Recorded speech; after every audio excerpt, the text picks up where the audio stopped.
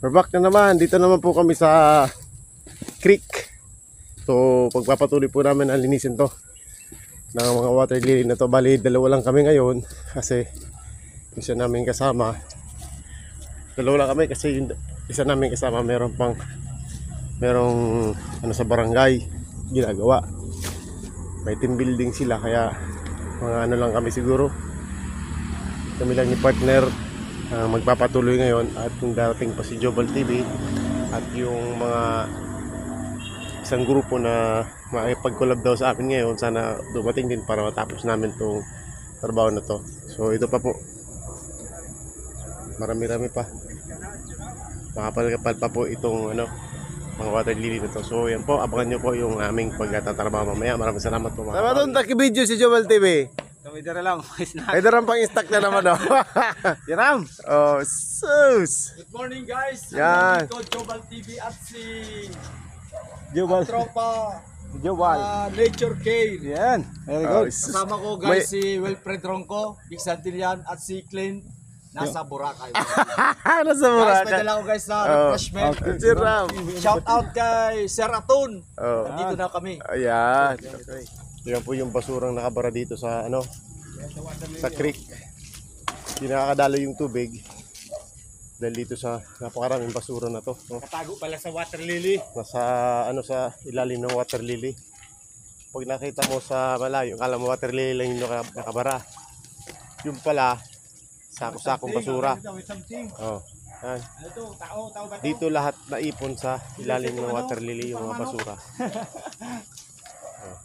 So ayan po reminders po sa lahat na sana wag po tayo magtatapon ng anumang klaseng basura sa ganitong creek. Kasi kawawa yung creek. Kawawa yung ano natin, kalikasan natin.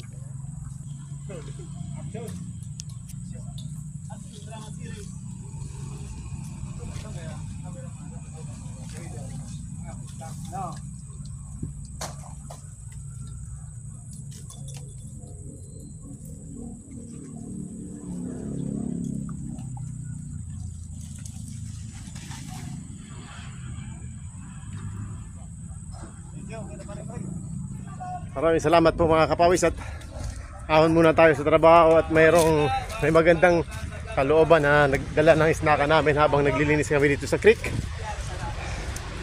Walang iba, ang nag-iisa, Pamela Anderson.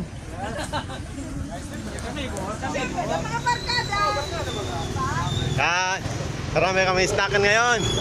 Shout out Madam Pamela. Salamat kay Madam Pamela sa snakan. Thank you. Yan. So marami kami snakan ngayon mga kapawis dahil sa may mga magagandang kalooban ating mga kapitbahay. Salamat. Ayos. Sige, snack muna tayo. Sige, pansit na, pansit. Maraming salamat po. There you go. Day na. Kamu na ako, basok ako. Sige. Wala pa rin dapat tinimpla pa ni Ate Pamela. Salamat po ate sa imong free pa Meron ka tayong mga pakalo and yan, salamat tayo. Tapos may guwapo pang snacks. Thank you so much te. Salamat po dakula sa imong donation. Dakulang tabang po, protection sa mo yung paglinig. Salamat, thank you so much. Oh.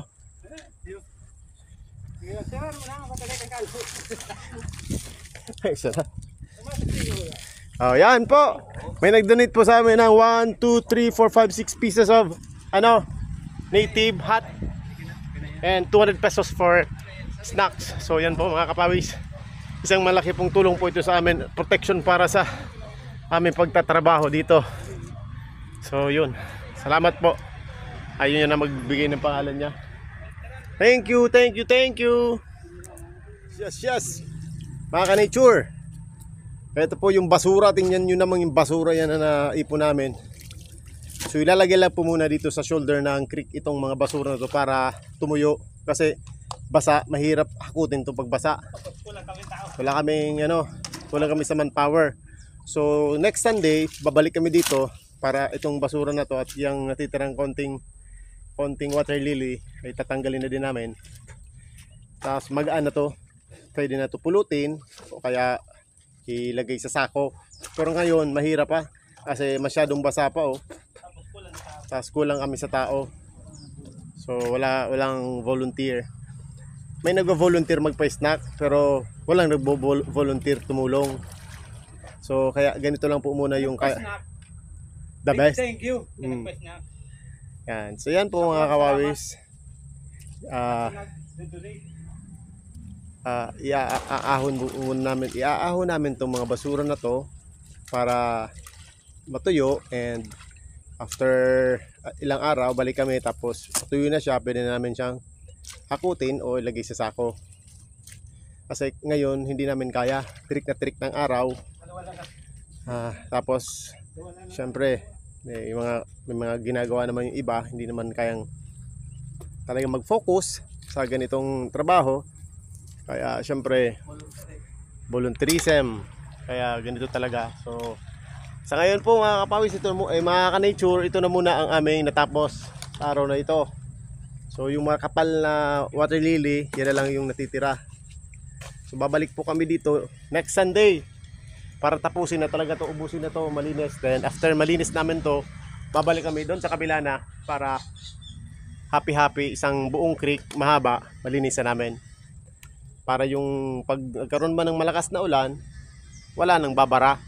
Lahat ng tubig may bababa na sa labas sa ilog. And baka next Sunday malagyan namin ng net doon. Nakita nyo yung butas na yon, yung parang tuloy na yon, lalagyan namin ng net para kahit paano yung mga basura na galing doon hindi na papasok dito, masasala na, and doon na nila doon na lang lilinisin, alisin yung mga basura, hindi na aabot dito yung basura. So yun lang naman ang pwede maging way para hindi maipon yung basura dito. Dapat may natatrap na doon pa lang. So okay po mga kapawis, maraming salamat sa panonood ng aming video. Support po Nature Care PH, and syempre Kabicol, and syempre Wilfred Ronco. Mga kapawis, pagod na ako, nawawala na naman yung nawawala na naman yung isip ko kasi pagod na naman. Pag pagod ako ganyan, parang nauubusan ng oxygen ang ulo ko. So maraming salamat mga kapawis, till next time.